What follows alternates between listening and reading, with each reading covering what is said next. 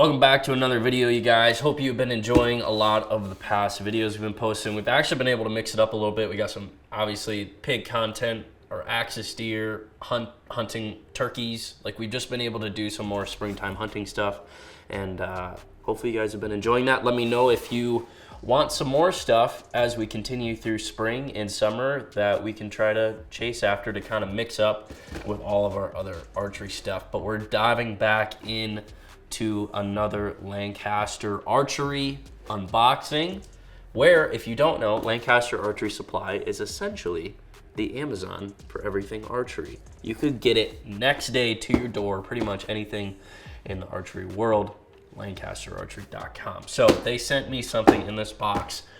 I'm not 100% sure what it is. It could be a couple different options because we got a lot of things on the docket coming from them. So we're gonna dive in. We're gonna open this up, maybe. I also apologize, I kind of have like a mixture of a cold and allergies all in one, so I'm kind of congested this morning. Shoo! Spin that bad boy around. I have seen this release everywhere. It feels like everyone has probably seen this release too. It's definitely one of the more popular trigger style releases. So we were like, you know what? Let's get this bad boy and let's do a review on it. So here we go. This is the Spot Hogg Wise Guy. Spot Hogg, as probably most of you guys know, is a really reputable big brand in the archery accessory space. They make these sights as well, which we've done reviews on before. If you are interested in those, you can go check them out. They have a triple pin, which is pretty popular, adjustable triple pin. So really good stuff coming from Spot Hogg, really robust. That's kind of what they're known for. You know, they might even sacrifice a little bit on some precision to make sure that it's super robust, which a lot of guys really, really like. So here we go. This is the Wise Guy. This is a trigger styled release, meaning it's like a wrist rocket trigger style release where there's no back tension, there's no, you know, like you don't use your thumb for a button like you're probably used to me seeing. It uses this trigger mechanism, and there's really not a whole lot going on with this. It looks like to activate it, you just press it forward. Let's put some tension on it to see. Yeah, boom, so simple. Pull on the trigger, boom, goes off. It's actually set up pretty light. Look at that mechanism in there, wow. That is very interesting. Can you adjust this bad boy? I think you can. Well, the first adjustment that's pretty obvious is the length of the strap, and we'll kind of go over, since this is a simpler product, like there's really not a whole lot, I think we're mainly going to go over like the technique and how to actually shoot one of these, how I would recommend it. So the distance on the strap is really important, that is adjustable. So I really like on this release that it is adjustable. You can pull this strap, straighten it out, and you can get any sort of length out of it. I really, really like that. So pretty simple. A lot of them aren't this simple. It's literally just a buckle. And then you just funnel it back through on this back side. And I'm sure, like if you got a lot of this tagging out the back, honestly, you could probably cut that and burn it if you know that you want it a little bit shorter like this and you don't get this extra stuff. Okay, so diving into the actual strap part. This is a very standard leather strap. I've had a lot of releases in the past that have the same leather strap, so there's really nothing novel about this. I know that this release maybe comes with a boa, or you could put those boa straps on. But one thing to note is once you find where you like this around your wrist, it's very important that you put it in the same hole every single time, because as you guys know, archery is all about repeatability, doing the same thing over and over again. So if you're putting it in maybe like just like whatever one feels best today, it can like potentially make things inconsistent. So right now it won't even activate because essentially I push the travel past the sear. It's no different than other releases, no different than the UV button how we recommend having it set. So we're just gonna back it out a little bit until, okay, so there we go. So now it's set. So essentially we're gonna take this screw and we're just gonna spin it until it pops past the internal sear.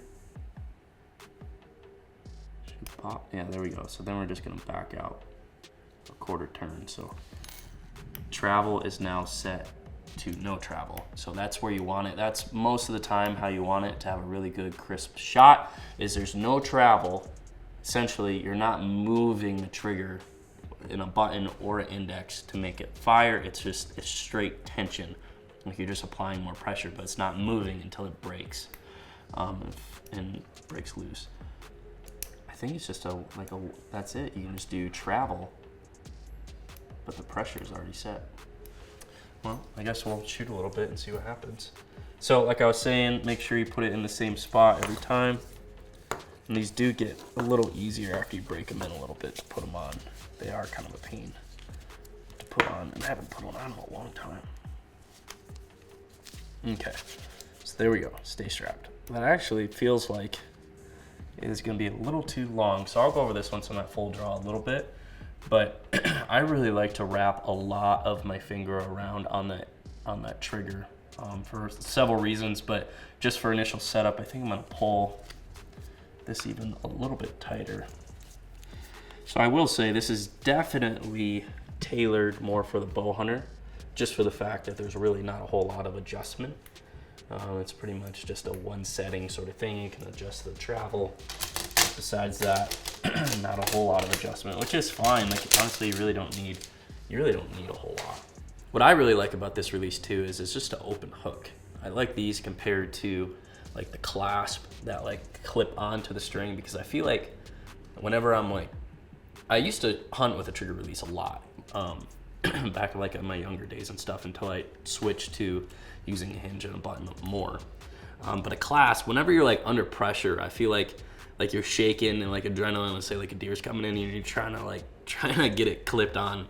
I feel like I've always struggled. So just a hook, it's really easy just to boom, hook it right in, you get a little bit of pressure and that's it. And no matter what release you shoot, if it's a button release, if it's a hinge release, if it's a tension release or a trigger release, there's essentially 4 styles of releases.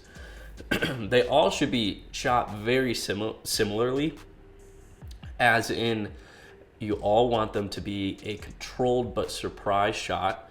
I obviously don't want to punch any of them, and you always want to have this like pushing and pulling increase of tension mentality on the trigger and on your shot, and it essentially creates a semi-surprise shot so that you don't necessarily anticipate it. So you can do the same thing with the trigger release, and there's lots of target guys that still shoot, like professional target guys that still shoot triggers and can shoot it like 100% correctly. The thing though, and this is why I think it's such a steep learning curve from one thing to another, is you can become very attuned to just punching it. Like this, your index finger is very sensitive. You know, you come around this bad boy and you just punch it. So it's like a lot of bow hunters do that.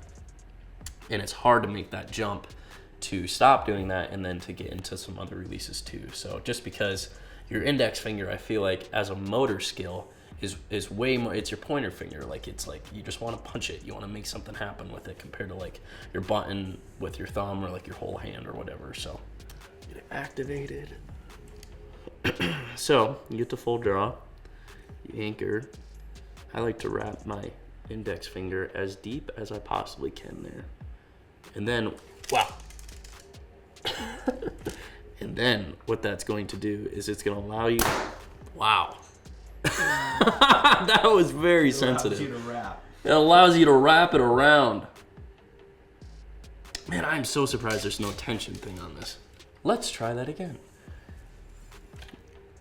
It allows you to wrap it around, keep pushing and pulling, apply a little bit of pressure until boom, it goes off. And this is very sensitive. Okay, so I backed out this tension screw a decent amount.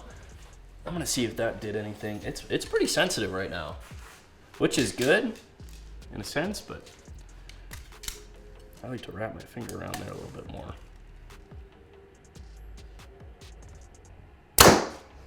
Okay, I think that increased it a little bit, but not much. But it's really good. I love that there's no travel in this release. It's very sensitive and crisp. You can just tell it's all high quality. Okay, so we're gonna come back here, anchor, wrap our finger all the way around, push and pull, push and pull, push and pull.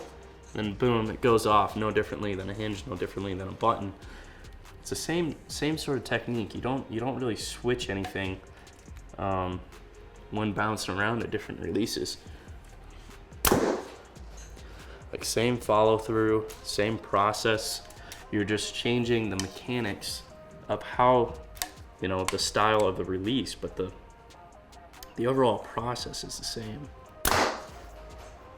You're just laying your finger on, pushing and pulling to increase pressure, and it's almost like you're relaxing into the trigger instead of applying more pressure, like you're relaxing, pushing and pulling into it. Continuing to aim, making the decision to keep aiming and to make a good shot. It's not a drive-by. It's not a, which I mean by that, like you're coming down into it and right when it's in the middle, you're just, you know, that's about the worst thing you can do. It's aiming in the middle, wrapping your finger around, being comfortable, pushing and pulling, and continuing your shot while aiming. I like to anchor with them by kind of putting my knuckle right under my ear there. Creates a really good solid anchor point. And that's something I guess I'll say too, is your anchor point switches a little bit, especially with a trigger release. You have more face contact in a different way. Obviously your hand is like this compared to this with a button. So you kind of have to get used to that. But the one important thing that you always want to make sure, regardless of the release, is face pressure. You want to make sure that you still have very minimal face pressure. So as long as your anchor doesn't increase your face pressure, it really doesn't matter. So I still have very good face pressure, which is like very minimal. Bada bing, bada boom. The Wise Guy, very popular release because it is very simple. It's very fail-safe. I love that the recock mechanism is just right in here, so you just go back and forth. The one thing that I did wish it had was the increase of the tension to make the, you know, you can put a little bit more pressure on it without it going off. It's kind of at a 1 setting right now. You can adjust it slightly with that little set screw. But if you just want a really good trigger release just to pick up and start shooting, that's not gonna really cause you any issues. I mean, it's a great release. I love the adjustableness of it right there. But any trigger release, it's always important. Wrap around, push and pull, continue, continue, continue, and fire. Thank you all for watching today's video. Lancaster Archery Supply, thank you for sending me one of these, and now I have one, so I might actually mess around with this and shoot a little bit. So thank you all for watching. I'll catch you in the next one.